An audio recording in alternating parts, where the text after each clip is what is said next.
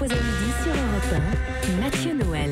Vous écoutez Europe 1, il est midi 22, Rien ne s'oppose à midi continue avec Eva Rock, Hélène Jouan, Ève Roger et le plus légendaire des chroniqueurs satiriques, Guy Carlier, pour le moment qu'il préfère... La moussaka. Non, Guy, votre billet d'humeur. Et aujourd'hui, une anecdote qui reflète l'homme complexe que vous êtes, un homme pétri de contradictions. Hier au ciné, vous avez longuement hésité entre Jusqu'à la garde et Belle et Sébastien 3. À mon avis, on va se poiler. Non, pas du tout.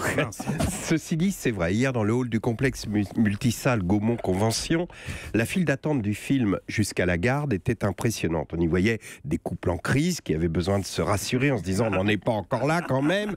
Il y avait aussi des secrétaires et des institutrices en instance de divorce qui, pendant la projection du film, allaient ponctuer de longs soupirs d'approbation les scènes où l'homme est odieux. Il y avait aussi des couples Benabar. Vous savez, ces couples qui vont toujours bien, qui vont tellement bien qu'on les croirait en conserve, pasteurisés, stérilisés, étuvés dans leur conformisme. Quand le mec rentre le soir à la maison, il dit invariablement d'une voix enjouée « C'est moi !» Il pose les clés sur l'assiette peinte ramenée de Crète dans le meuble de l'entrée. Alors hier, dans le hall du complexe multisalle Gaumont Convention, la file d'attente du film Belle et Sébastien 3 était essentiellement constituée de papas du week-end. On les reconnaît parce qu'ils tiennent par la main leurs petits, qui les tirent vers une de ces boutiques dans le hall du cinéma, qui vendent du popcorn, des bonbons, des sodas, des glaces et des produits dérivés Belle et Sébastien. Il y a même un stand Star Wars alors que le film n'est plus à l'affiche. C'est pour les papas du week-end que les exploitants de salles ont installé ces comptoirs, car ils savent bien qu'ils ont besoin de noyer leur culpabilité, de ne voir leurs petits qu'un week-end sur deux en les gâtant ostensiblement.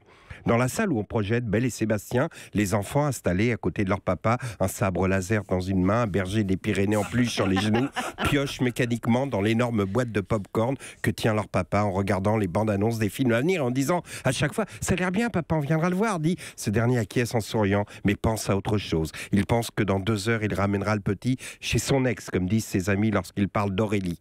Il déteste ce mot « ex ». Ce qui existait entre eux mérite mieux que ces 2 lettres qui conviennent davantage aux souvenirs d'amourette lycéenne. Mon ex de seconde à la rigueur, mais pas Aurélie.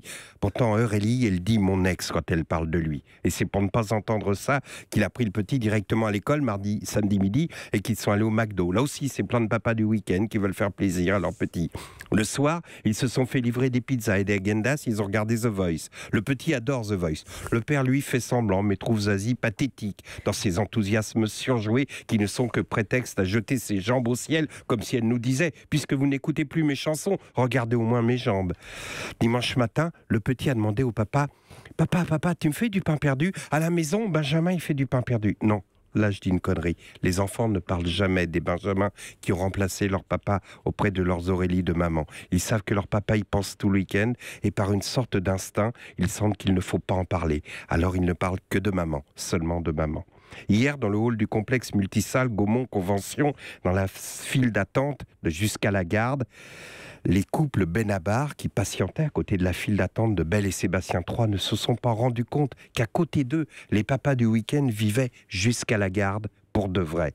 C'est drôle, certains dimanches on va au ciné ressentir des émotions qu'on n'est même pas capable de ressentir tout seul dans la réalité. Le film Jusqu'à la garde est fort, mais la réalité l'est davantage. Et au complexe Gaumont Convention, hier, les papas du week-end accompagnés de leurs petits avec leurs sabres laser et leurs peluches de berger des Pyrénées étaient bien plus bouleversants que le film qui racontait leur histoire.